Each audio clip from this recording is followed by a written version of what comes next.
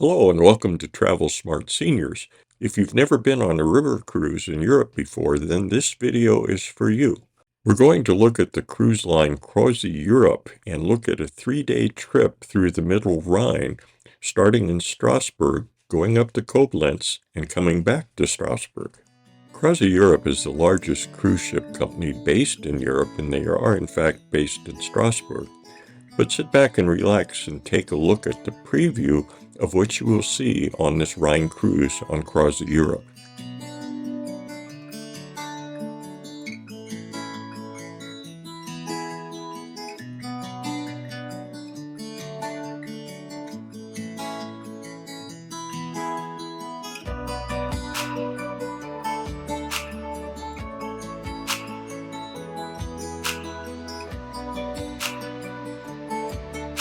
As we continue through the video, I will point out some of the features that makes CroisiEurope so attractive, especially when you start to consider the size of their ships and how intimate they are.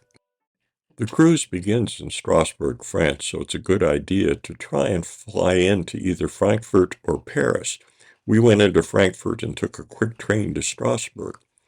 Strasbourg is a wonderful community, and it's wise to spend a day or two there before you actually start your cruise, one for time change, and two, just to see the city.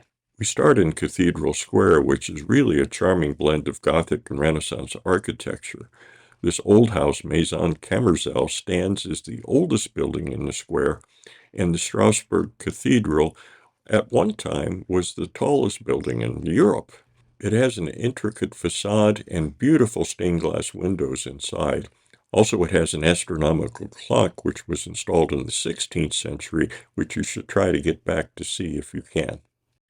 Another area you should try to see is Petite France.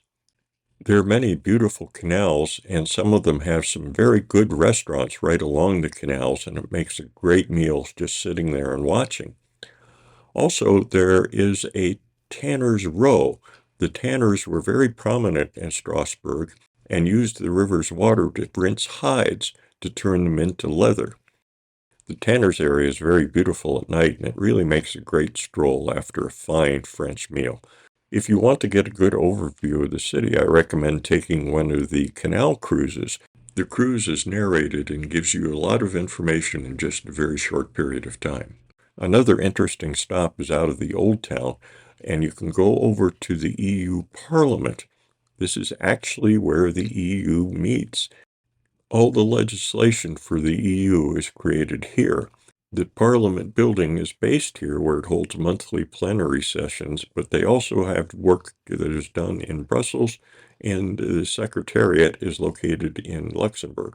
The first day of the cruise is very short as you board the ship at 6 p.m. and be advised that the ship is docked fairly far from downtown, so you'll need a taxi to get out there. One of the things that makes Croisi so attractive is their very small and intimate ship with just 106 passengers and 55 crew members. There are really only 2 decks on the ship, the main deck and the upper deck. The upper deck has fewer cabins, and the main deck has the most cabins. But notice that the windows are not portholes, but they're full-size windows. The main deck has a picture window with a sliding upper section, and then the upper deck is really nice because you get a French balcony with sliding panoramic windows. Reception is on the upper deck, and there are also other facilities on the upper deck, including the dining room. But the highlight of these cruises is the French cuisine. The first night, So we spent the first night sailing at night through the Upper Rhine, which is not all that scenic. So starting in Strasbourg, we sailed overnight to about Mannheim, where we had breakfast, and then after that, we went on to the upper deck for the scenic tour. Now, the highlight of the trip, and I do mean high, is the Lorelei rock, which is in the Rhine Gorge in the Middle Rhine. This part of the Rhine is very narrow and the water flows very quickly, and there is a lot of traffic, including freight traffic on the river. And there we see the Lorelei rock. This rock was made famous in the story of a maiden who was betrayed by her lover and committed suicide by leaping into the Rhine and became a siren who would lure sailors to their deaths in the rapids below. And now it's castle time as we exit past the Lorelei and head into the towns of Saint-Goarhausen and Saint-Goar, where we will see many of the 38 castles along this section of the Rhine. The first one we see is Katz Castle, built by the Counts of Katzenbogen in the 14th century. It was destroyed by Napoleon and then rebuilt during Victorian times. Next is the town of Saint-Goarhausen, which dates back to 1324 and is also called the Lorelei Stadt. This is where you can find the trail to hike up to the top of the Lorelei. Saint-Goar is another one of the charming little towns along the Rhine, and this one happens to be the home of the Rhine Water Police for this stretch of the Rhine. Next, we come to Rheinfels Castle. It's the ruins of a mighty 13th century fortress, and today the castle is home to a hotel and a museum. The Rhine is one of the largest rivers in Europe, and it's marked by a lot of freight traffic that we saw, much of which were heading to the port of Rotterdam. And here we see Burg Maus, which was actually Thurnberg Castle, and it's mockingly named Maus by the Counts of Katzenbogen, Katz Castle. Today it's a farm for eagles and falcons. The next two castles are ruins called the Hostel Brothers. They were built as imperial castles in the 11th and 13th century, and they're divided by the Hostility Wall, and the legend says that the two brothers killed each other in the church below. Oh, and did I mention there are a few vineyards along the sides, and some of the finest wines in the world come from the Rhine River Valley. Now, as we near Koblenz, we first see in Braubach Marksburg Castle, and then across the river Stolzenfels Castle. High above the town of Braubach is the best preserved castle on the Rhine, Marksburg, and it was first mentioned in the 13th century. It's worthwhile to go to Marksburg to get a tour of the castle. And you also get really spectacular views of the Rhine River from up there. Across the river is Stolzenfels Castle, which was also built in the 13th century, but it was destroyed and then rebuilt in the 1800s. Now, as we begin to dock in Koblenz, we see on the right the Ehrenbreitstein Fortress. It is the second largest historical fortress in Europe, only after Gibraltar. The site itself dates back to the year 1000, but it was built in its present form in the 1820s as a Prussian fortress. Very near the ship is a cable car that will take you up to the fortress. Needless to say, from up here you have spectacular views of the Deutsches Eck and the city of Koblenz itself. As I said earlier, we were docked very near the Deutsches Eck, where the Moselle River flows into the Rhine River, and there is a statue to Kaiser Wilhelm I, who is recognized for his unification of Germany in the 1800s. Both the Rhine and Moselle are famous for their vineyards, and it turns out there's a Riesling for everything. So with that, it's time to explore Koblenz, and we head into the center of the city. Nearby is the history column, which was given to the city in 1992 to mark its 2000th anniversary. And it truly depicts the history of the city, starting from the bottom, with wine barrels being rowed down the Rhine River, and it goes to the top to show the future of Koblenz. Now, the city is not without a sense of humor, and that comes in the form of the Schengelbrunnen fountain. The word Schang is a German corruption of the French word Jean, and you need to be careful when you go by the fountain, as sometimes the water goes beyond the base of the fountain. So after this quick tour of Koblenz, we head back to the ship for yet another fine French meal, and this is Alsatian sauerkraut. Wonderful. After dinner, we have a chance to unwind a little bit, and we head over to the lounge for some dancing and group participation. Day 3, really our second full day, we leave Koblenz in the morning, and we retrace our steps past the Lorelei Rock and end up in the town of Oberwesel. Just before we get to Oberwesel, there's a series of 7 little islands in the river called the Sieben Jungfrauen, the Seven Virgins, but the river is so high that they're mostly obscured. Next up is another picturesque town along the Rhine, and that's Oberwesel. You will find many of these towers along the water's edge, and they were used as toll towers to tax the merchants bringing goods up and down the Rhine. Oberwesel has the Gothic Church of Our Lady, which has some important treasures. Also, there's St. Martin's Church and remains of an old city wall. Above it is Schönberg Castle, which is really now a hotel. Next, we see above the city of Kaub the Berg Hotel auf Gutenfels. Again, one of these beautiful hotels that has been repurposed from a castle. Now comes a castle right in the middle of the river. Both Gutenfels and this particular castle, Pfalzgrafenstein, were substantial toll barriers for sailors going up and down the Rhine. Pfalzgrafenstein would actually drag chains across the river to block sailors until they paid their tolls. We next quickly pass by the town of Bacharach before we come across yet another campground, and above that is the Berg Hotel Reichenstein, which looks like a delightful place to stay. Next up is Berg Rheinstein, which I believe is now a private residence. These ruins were never really a castle, but part of the fortification of the city wall. Now we near the end of our cruise, and the steep walls of the Rhine start to fall away as we approach the town of Bingen. Now above these beautiful vineyards is the Niederwald Monument, which commemorates the reunification of Germany under Bismarck in the 1870s. It's also called the Watch on the Rhine. Here's another one of these toll towers right on the edge of the city of Bingen, which is where St. Hildegard von Bingen comes from. This wraps up our cruise for the day as we enter into the town of Rüdesheim. And you can see how flat it's getting right here, and there are cable cars that will take you up to the Niederwald Monument. There's also the Abbey of St. Hildegard. One of the things that we did when we got in was take a tram tour of the vineyards above Rüdesheim, and then we drove right by the Abbey of St. Hildegard, hidden right in the middle of the vineyards. And you could see the Niederwald Monument from here as well. Then we got to do some wine tasting, sampling the wine from the vineyards that we just went through.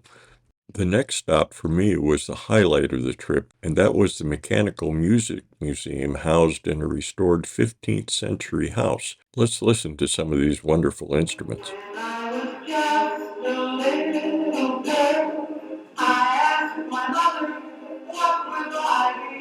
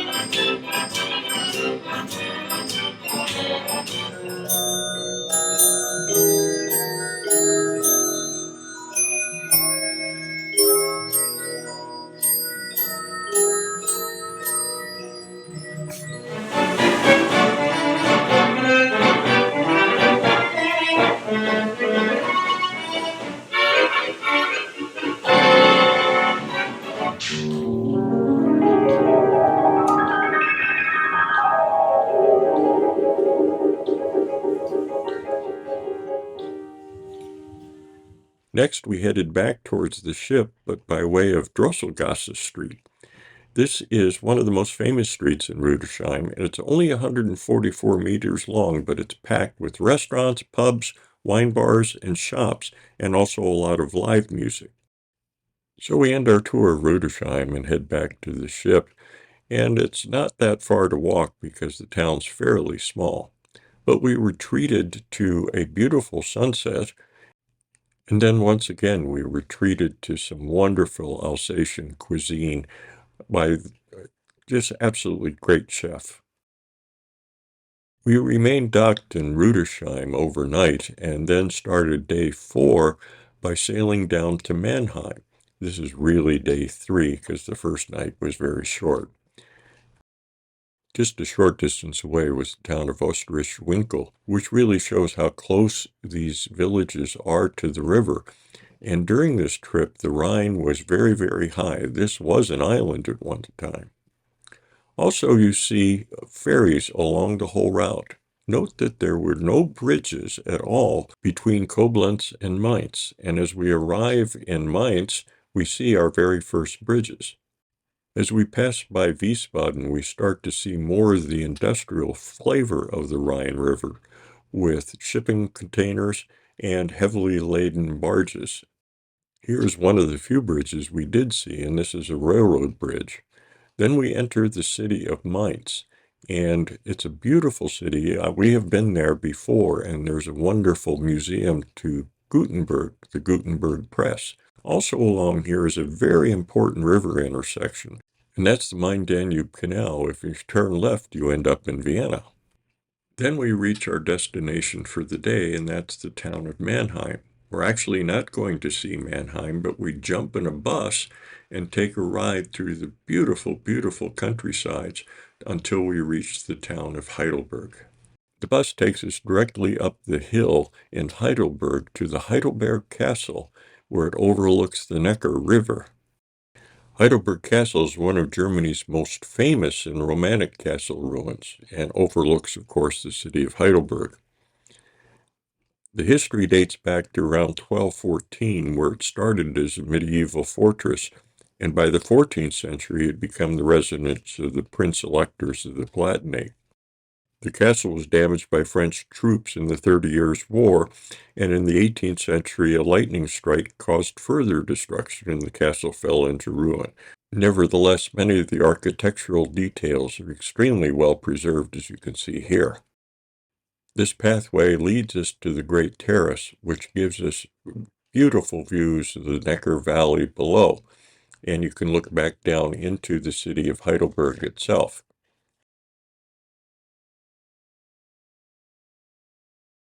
Parts of the castle are remarkably well preserved, and there's a space on the terrace which has a footprint that supposedly belonged to Perkeo, the castle's famous 18th century court jester and wine steward, and he was known for his capacity for wine and lively personality. And speaking of wine, you can actually go into one of the buildings and look at the wine barrels, and there's one special one which is one of the largest wine barrels in the world with a capacity of nearly 58,000 gallons, and you can actually walk up on top of it. And on the other side of the barrel is a statue honoring Perkeo, the wine steward himself. So after that, we head back down into the city itself, and you get beautiful views of the castle from below. You can also check out some of the suites in the stores below, along with their famous snowballs. The old part of the city is really conducive to walking with lots of outdoor cafes and everything.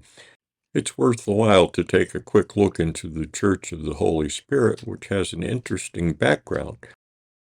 Until 1930, it served both Catholics and Protestants and had a wall to divide the two congregations. It's worthwhile to walk out onto the Lauterbourg, which is the old bridge, because you can get some very spectacular views of Heidelberg Castle from below. This bridge was built in 1778 and has the towers from some of the original city walls. So we headed through the gate back to our bus, which was parked down below, and you get a really good look at the charm of the city itself. And we have been here before and really, really enjoyed walking through Heidelberg. Let's leave Heidelberg with a little drone footage that I took on another trip to the tune of Gaudeamus Igitur, made famous in the movie The Student Prince.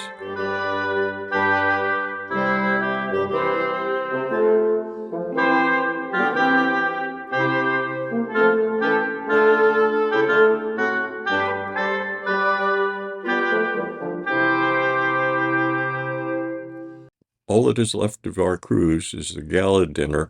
They made quite a production out of it. So we sailed overnight and returned to Strasbourg the next day.